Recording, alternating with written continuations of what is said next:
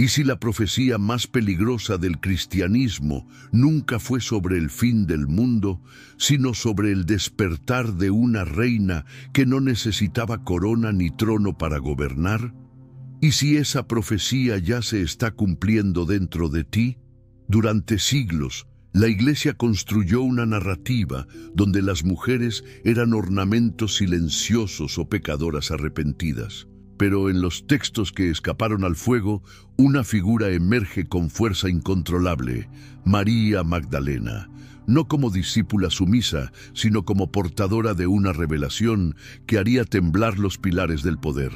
Una revelación tan peligrosa que tuvo que ser enterrada, distorsionada, convertida en mentira. Si permaneces aquí conmigo, descubrirás por qué llamaron prostitución a lo que era iniciación, herejía a lo que era sabiduría, y pecado a lo que era el fuego más puro de la revelación. Pero antes, suscríbete, porque esta verdad no llegará 2 veces a tu puerta. Y dime, ¿te atreves a descubrir que lo que te enseñaron sobre María Magdalena fue una mentira calculada para robarte algo esencial? Porque la pregunta no es si la reina volverá, la pregunta es: ¿estás preparado para reconocerla cuando despierte dentro de ti? Imagina los primeros siglos del cristianismo como un mosaico fragmentado, donde cada pieza brillaba con su propia luz. No existía una versión oficial. No había papa que dictara verdades desde un trono dorado. Existían comunidades dispersas, textos múltiples, evangelios que circulaban en papiros clandestinos. Y en el centro de esa diversidad luminosa, una figura cuyo nombre era susurrado con reverencia: María Magdalena, la que vio primero, la que comprendió lo que otros no alcanzaron. Pero ¿qué sabemos realmente de esa época turbulenta? Los documentos que sobrevivieron al fuego nos cuentan una historia radicalmente distinta a la que te enseñaron en catecismo. En el Evangelio de María, descubierto en un códice copto pero que circulaba en los primeros siglos, ella dialoga con los apóstoles y transmite visiones espirituales que Jesús le confió en secreto. Los otros discípulos, especialmente Pedro, sienten celos de su autoridad. No pueden aceptar que una mujer ocupe el lugar de reveladora. ¿Te das cuenta de lo que esto significa? En aquel tiempo, María no era la pecadora arrepentida de los sermones medievales. Era recordada como maestra, como testigo privilegiado de la resurrección, como portadora de gnosis.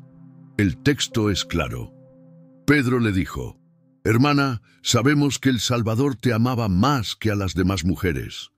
Dinos las palabras del Salvador que recuerdas, las que tú conoces, y nosotros no hemos oído».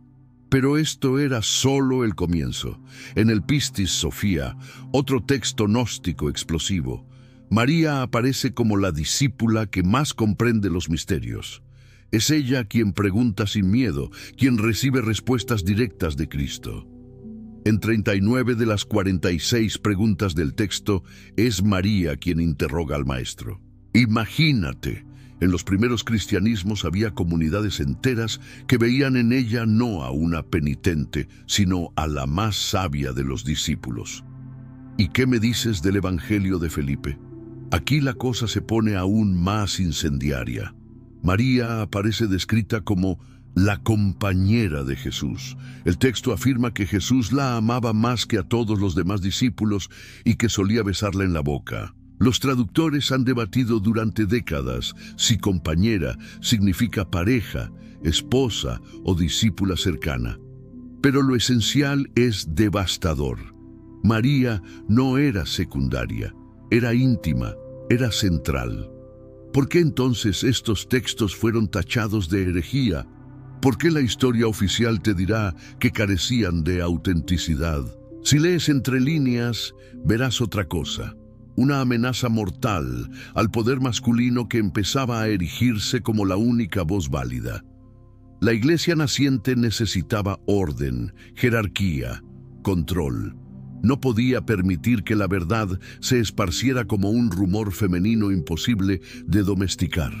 Los textos gnósticos pintaban un cuadro que rompía con todo modelo patriarcal. En tradiciones como el marcionismo, el Dios del Antiguo Testamento no era el verdadero padre, sino un demiurgo, un artesano ciego que había creado el mundo material como cárcel del espíritu. En ese contexto, Jesús y María traían la gnosis, el conocimiento que libera del engaño. ¿Cómo podía Roma tolerar semejante interpretación? Piénsalo. Si el Dios del Antiguo Testamento era el carcelero, ¿qué quedaba de la alianza, de la ley, del templo? Se derrumbaba toda la arquitectura religiosa sobre la cual el imperio quería construir su poder. Y María, como portadora de esa gnosis liberadora, se convertía en el símbolo más peligroso de todos, una mujer que no necesitaba mediadores para acceder a lo divino. A medida que los siglos avanzaban, la Iglesia institucional fue seleccionando cuidadosamente qué evangelios conservar y cuáles destruir. De más de 30 evangelios que circulaban, solo 4 entraron en el canon. ¿Por qué? Porque esos 4 sostenían una narrativa coherente con la autoridad patriarcal y con la figura de un Cristo más dócil a los intereses del imperio. Los demás fueron perseguidos, quemados, olvidados. Pero ¿sabes qué? La verdad tiene una forma extraña de sobrevivir. Se esconde en cavernas como las de Nag Hammadi, donde en 1945 un campesino egipcio encontró una jarra llena de códices prohibidos. Se cifra en símbolos, espera pacientemente a ser redescubierta por mentes valientes. En ese clima de censura sistemática, María Magdalena fue sometida a una metamorfosis calculada. En los primeros textos era apóstola de los apóstoles, la primera en anunciar la resurrección. Pero a partir del siglo VI, con figuras como el Papa Gregorio Magno, fue identificada con la mujer adúltera, con la prostituta anónima, con la pecadora arrepentida que unge los pies de Jesús. Fue una jugada maestra, reducir a la portadora de revelaciones a un objeto moral de arrepentimiento, transformar a la maestra en penitente, neutralizar la amenaza convirtiéndola en ejemplo de sumisión. Y así, no solo borraron a María, borraron con ella todo un principio, el femenino sagrado. ¿Te das cuenta de la magnitud de esta operación? Este proceso no solo eliminó a una mujer de la historia, eliminó con ella la capacidad de escuchar el silencio como revelación, la confianza en la intuición como brújula, la armonía entre razón y misterio. La sociedad se volvió unilateral, obsesionada con el control, con la jerarquía, con lo que puede medirse y dominarse. Pero aquí es donde la historia se vuelve realmente inquietante, porque lo que destruyeron en los textos sobrevivió en otra dimensión, la de los símbolos. Y es en ese lenguaje secreto donde encontramos las claves del verdadero retorno de la reina. Porque los símbolos no mueren, se transforman, esperan, laten hasta que alguien los reconoce. ¿Alguna vez te has preguntado por qué ciertos símbolos te atraen como si fueran recuerdos ancestrales? ¿Por qué la rosa encierra tanto misterio? ¿Por qué el dragón, temido en los cuentos medievales, en otras culturas es guardián de sabiduría?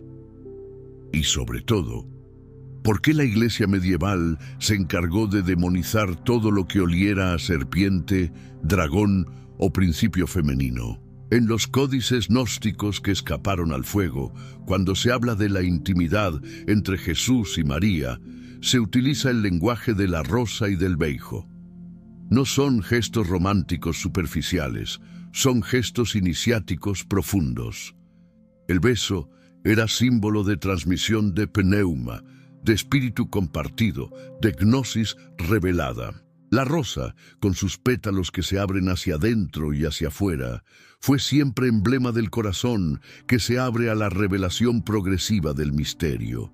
Pero observa la inversión. Estos símbolos fueron apropiados y vaciados de contenido. La rosa perdió su filo sagrado y se convirtió en ornamento litúrgico. El beso iniciático fue reducido a gesto piadoso.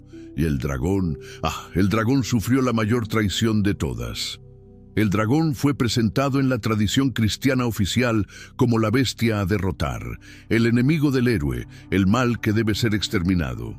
San Jorge clavando su lanza, santos luchando contra monstruos. Pero en tradiciones más antiguas, desde Mesopotamia hasta China, desde Egipto hasta las culturas célticas, el dragón era portador de sabiduría, guardián de tesoros, símbolo del espíritu indomado que debe despertar. En los mitos gnósticos más profundos, el dragón no es necesariamente el adversario a destruir. Es la energía primordial que debe ser despertada, integrada, guiada hacia la transformación. Y aquí viene la revelación que cambia todo. En ciertos códices simbólicos ocultos, María Magdalena aparece no luchando contra el dragón, sino caminando junto a él, coronándolo como si fuera la reina del dragón. ¿Entiendes lo que esto significa? La verdadera herejía no era adorar al dragón como fuerza destructiva, sino reconocerlo como vida indomada que debe despertar y ser integrada. María no representa a la mujer que reprime sus pasiones, sino la que las transforma en fuego sagrado, no la que mata al dragón, sino la que lo corona. Esta visión lo cambia todo. Si el dragón no es el enemigo, entonces la lucha espiritual no consiste en mutilar partes de ti mismo, sino en integrarlas conscientemente. Lo que la cultura llamó pecado, quizás era simplemente energía no domesticada. Lo que llamaron tentación, quizás era intuición, fuerza vital, deseo sagrado de plenitud. Y aquí surge el arquetipo completo de la reina del dragón.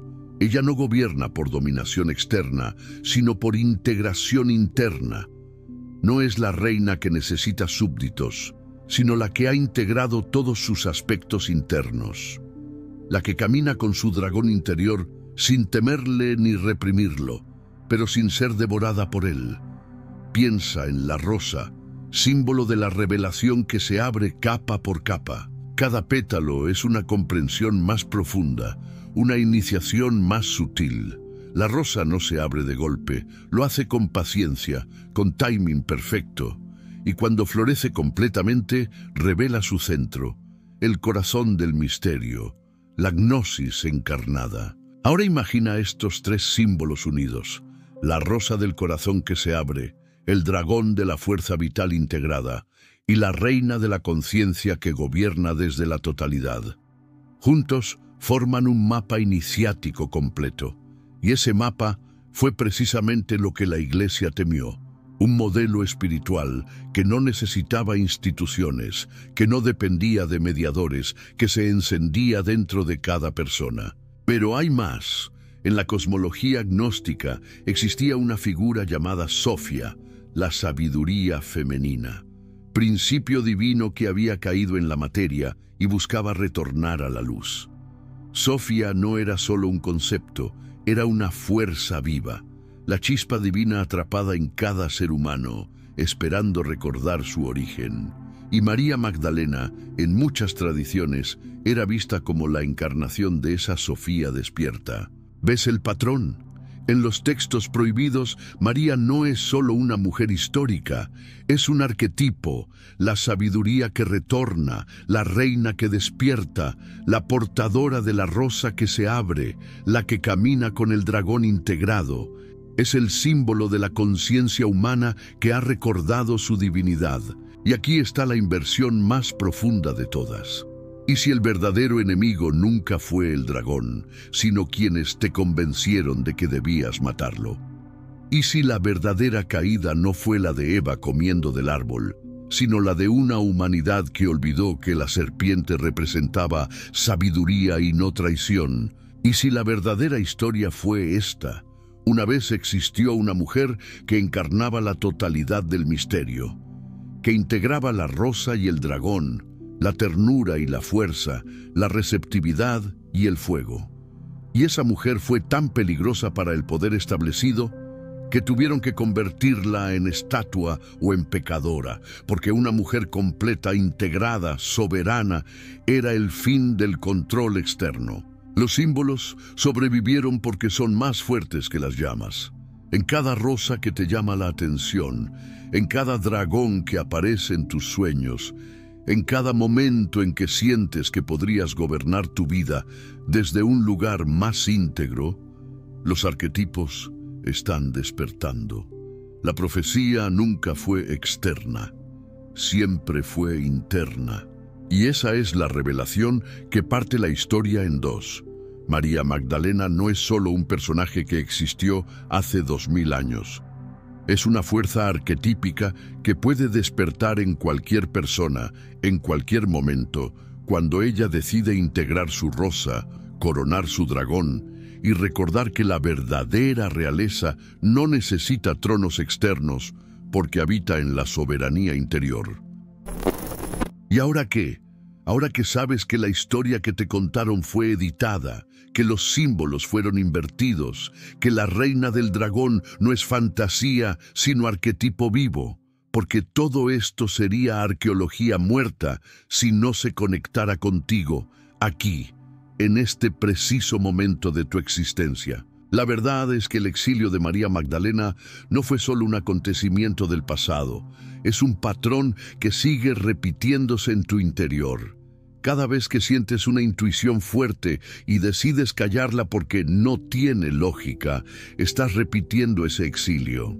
Cada vez que tu sensibilidad es etiquetada como debilidad, cada vez que tu vulnerabilidad es ridiculizada, cada vez que eliges ser productivo en lugar de estar presente, estás repitiendo la misma mutilación simbólica que cayó sobre ella.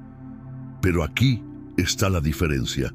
Ahora lo sabes, y saberlo te coloca en un lugar peligroso, porque el conocimiento verdadero siempre incomoda. Ya no puedes fingir que no escuchas esa voz interior.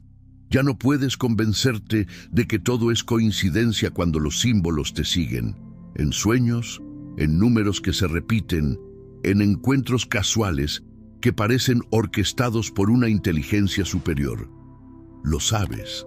Y una vez que lo sabes, tienes que decidir qué harás con ello. Y aquí se revela el contraste inevitable. La mayoría seguirá durmiendo. La mayoría preferirá el ruido del mundo, las certezas cómodas, el dogma repetido hasta el cansancio. Es más fácil reírse de estas ideas que enfrentarlas. Es más sencillo encogerse de hombros y volver a la rutina que reconocer que hay algo en ti que arde sin tu permiso. Por eso muy pocos atraviesan este umbral. Muy pocos se atreven a vivir desde ese lugar incómodo, donde la verdad ya no es teoría, sino práctica encarnada. Muy pocos soportan la presión de no encajar en la multitud que duerme. Y si tú sigues escuchando hasta aquí, es porque ya no estás entre los indiferentes. Estás en la minoría que despierta.